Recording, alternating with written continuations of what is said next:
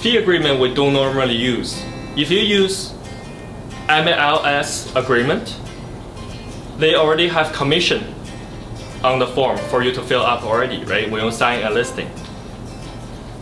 Fee agreement, there are few situations we normally use. Number one, we use it for a lot of commercial situation. For example, the seller, you know the seller, they have a house for sale, but they don't want to sign agreement with anybody. They say, hey, Richard, I know you have client. You may be having client interested in my house, but I don't want to give you this listing. So when you have a client write me an offer, I will pay you commission. So that's when you use fee agreement. And also, there's another situation that you use this fee agreement is that, for example, you have a buyer. Okay, when you have a buyer and you are not representing the buyer, for example, you don't want to be represented, let's say assignment. You're helping your client to purchase an assignment deal. Not a pre-sale assignment, could be a pre-sale. It could be a house assignment, like someone's flipping, right? You can use this fee agreement to help your client. In the offer agreement, there are agencies. Listing is the assignor, which is the buyer, original buyer. And then on the other one, section B, it says no agency because you're not representing the buyer, your client, who's the assignee. And then they have the initial on the other section where it says if only A initialed. So that should be the section A, B, C, D, section D. So that's when you use this form. Your client promise you if you help him purchase assignment, and then they will pay you how much money. So for this form, address, similar, right? Address, and then realtor's name, buyer's name, and how much they pay you. So in this section here, normally it'll say if the seller pays the agent, let's say $10,000, and your client promises you to pay you $20,000. So your client is only going to pay you $10,000 to make it together of $20,000. So if you put in $20,000 here, landlord pays $10,000, then your client is only liable for another $10,000. If the landlord, a lot of times, for exclusive listing and commercial listing, the landlord doesn't want to pay commission, right? So if you write here $20,000 commission, landlord pays zero, then your client will be paying you the full $20,000. And for fee agreement, there are different situations. You see on the top, it says fee agreement buyer pay. So there are two different fee agreement.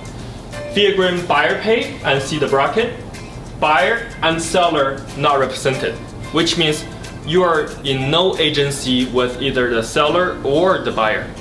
So you're just helping them to make the deal. So this one, you have to get people to sign unrepresented disclosure and the risk of unrepresented. This way, you are not representing either party, you're just doing the deal. You're the middle person. You're just making the commission and get the deal done. Sometimes you have this information saying, hey, Mr. Seller, I have a buyer for your property. And then you go to the buyer, I have a seller who would like to sell this property. So you're just connecting these two parties and make the deal work. But to limit your responsibility and the liability, you don't want to represent either party, right? Because none of you have agreement with the seller. You are not representing the seller. They don't want to sign an agreement with you. And the buyer, you don't know the buyer. You just found the buyer, right? You don't want to represent somebody who you don't trust, you don't know. So you are not representing seller and you're not representing the buyer. So this way, you use this form. So the buyer will be paying you how much amount. This one is I've been using this one a lot for commercial and assignment deals. So for buyer pay, there's another form. This one is a little bit different, but same format. This one says seller represented, buyer not represented. So you're still getting the buyer to pay you the commission. The seller is not paying the commission, but you are representing the seller. You have agreement with the seller, and you tell the seller, hey, if you give me this listing, I'm not going to charge you a commission, I'm going to get my commission from the buyer. In that case, they may sign agreement with you because in this way you can tie up the listing exclusive to yourself, right? So this way you have to get your commission somewhere. So when you find a buyer, you have to tell the buyer, hey, if you want to buy this listing, you have to pay me this much commission. So this is the form you use. Sometimes it's a strategy that you use to get a listing, because without it, the seller may not sign you the listing, right? The commission is coming from somewhere. It's within the purchase price, right? Everyone knows that. Either the seller pay or the buyer pay, commission is part of the purchase price.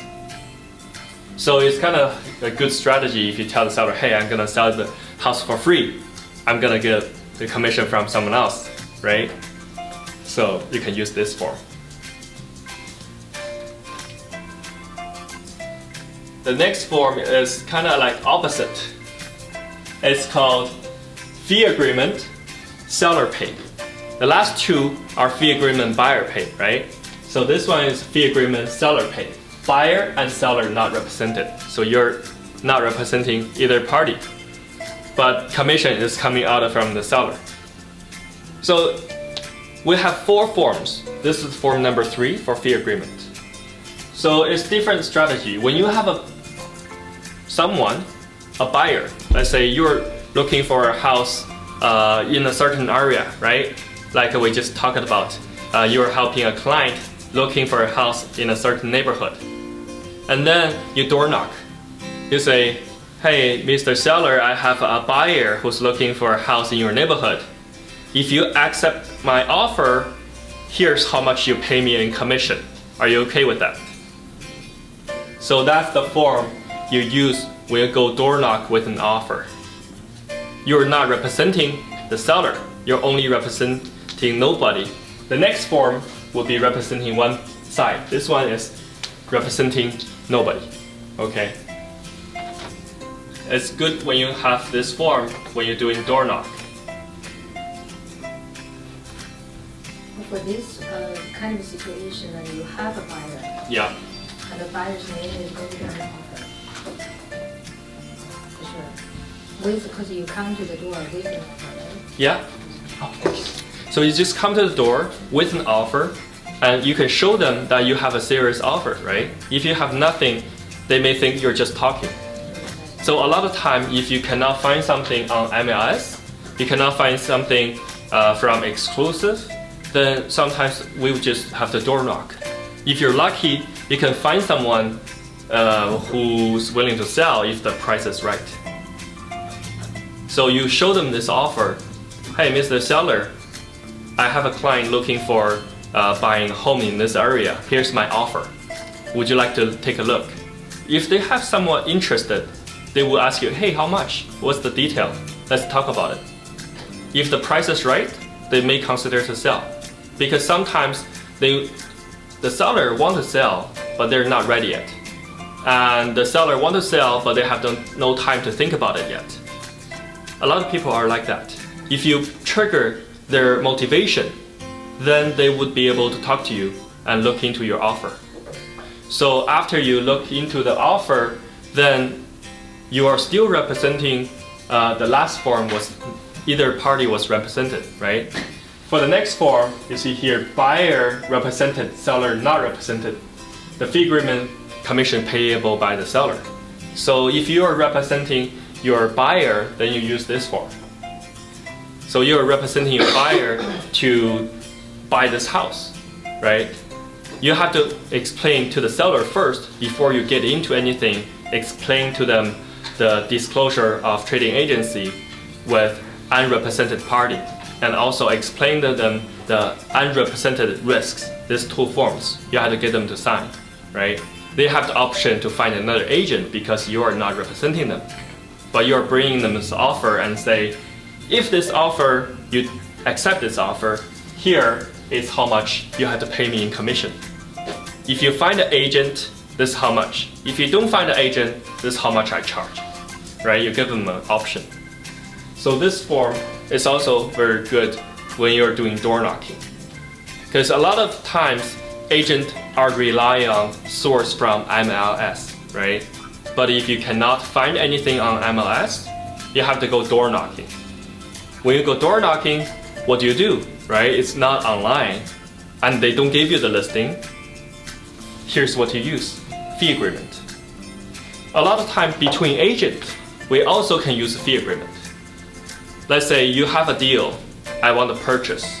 It's an assignment. That's when you also use fee agreement. You promise me to pay me this much commission when the deal's done, right? It's exclusive listing. Sometimes the listing wasn't even on the market. It wasn't signed. Like the agent knows the client and talk to the client, say, hey client, I know you just bought this property and it's not finished transaction yet. And here's somebody willing to pay you $30,000 more. Would you like to sell your contract to a third party, right? That's when you use a fee agreement. And then you can help them draft this agreement, and at the same time, you're not representing either party. You can be buyer and seller not represented using the fee agreement.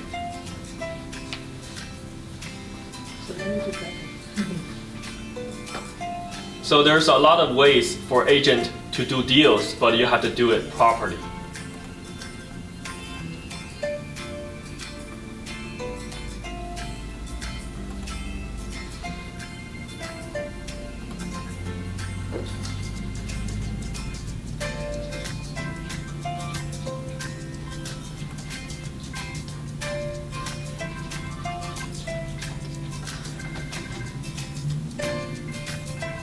This one is somewhat similar to the forms you've seen. This one is called landlord's fee agreement. This one is when you go to either commercial or residential for leasing. Leasing means rental, right? You can either take a client, for example, your client come to Vancouver, they're new here, right? They're looking for a place to rent. So they're looking for a place to rent. Sometimes I don't recommend you do the free service. A lot of people try to do free service, help them to rent a place.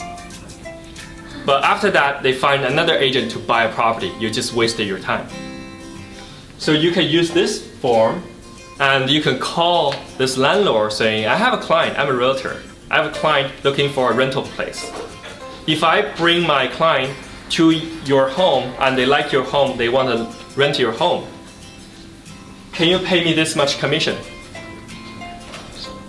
So this one is says tenant and landlords are not represented. Same thing, right? You get either party to sign that unrepresented disclosure. And then you can use this form. Here's how much commission you can pay me from me bringing my client to rent your home, or commercial property. So either residential rental or commercial, you can use this form. A lot of times, people, especially seller or landlord, they don't want to commit in signing agreement with you. But you have this important information can make you money. So when you have a client, you can bring to the landlord directly to make a deal. So these free fee agreements are what you use in those situations.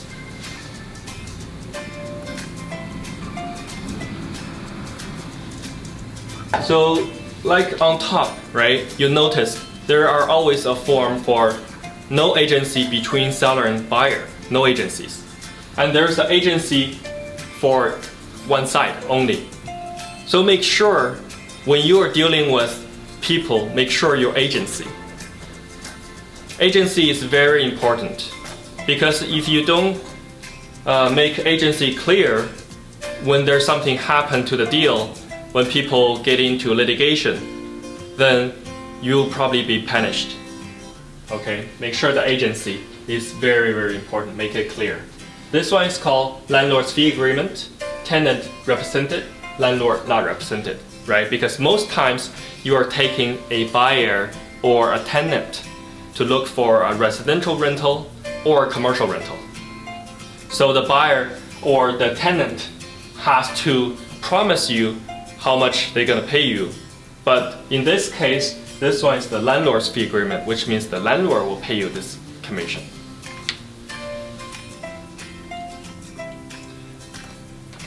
So when there's a landlord's fee agreement, of course there's the other side, tenant fee agreement, right? Tenant fee agreement sometimes is better for agent, I think, because in the terms, it'll say the landlord will pay you this much, then the tenant will pay you whatever the total amount minus the landlord's payment. Like same as the other form, right? If you're charging the tenant, let's say I have a client want to rent a 2-bedroom condo in Vancouver. It'll cost him maybe a month $2,500 monthly rent.